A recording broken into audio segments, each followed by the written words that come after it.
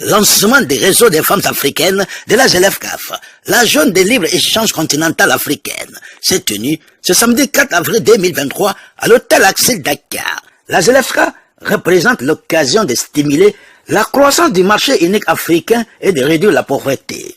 Pour la chargée de communication des réseaux des femmes africaines de la ZLFCAF, Marguerite Ayena, les femmes sont souvent mises en marge dans les sphères de prise de décision. Face à cette situation, le réseau des femmes africaines de la ZLFCAF, dans la mise en œuvre du marché unique africain, de prendre le devant. Un véritable challenge et un défi. Comme dit un adage africain, ce n'est pas le jour du combat qu'il faut préparer le combattant. Fin de citation. Le réseau des femmes africaines de la ZLFCAF a très vite compris cela. Lancé le 21 janvier 2021, pendant la période de la pandémie de Covid-19. C'est la question de savoir qu'est-ce qu'on peut attendre du réseau. La chargée de communication est très claire là-dessus. Il faut s'entraider. Il y a des difficultés liées au commerce et à l'agriculture. Marguerite Ayena, chargée de la communication du réseau des femmes africaines de la ZLFCAF, nous fait le point à travers cette interview qu'elle nous a accordée. Je suis Maggie Ayena, responsable en communication du réseau des femmes africaines de la ZLECAF. Pour qui ne connaît pas encore ZLECAF, c'est la zone de libre-échange du continent africain.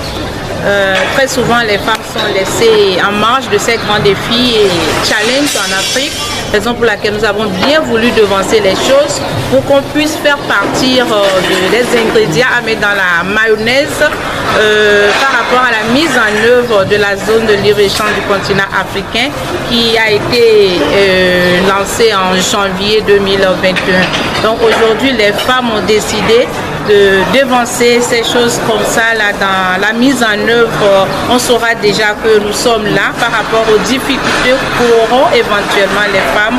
On saura par où prendre. Par rapport au marché continental, les femmes attendent beaucoup d'entraide parce qu'aujourd'hui les femmes font beaucoup d'efforts au niveau du commerce, l'agriculture et autres, mais il y a beaucoup de produits qui restent invendus parce que ces femmes rencontrent beaucoup de difficultés à vouloir partager ces produits à l'international ou hors de leur pays dans le sens du commerce et elles rencontrent beaucoup de difficultés.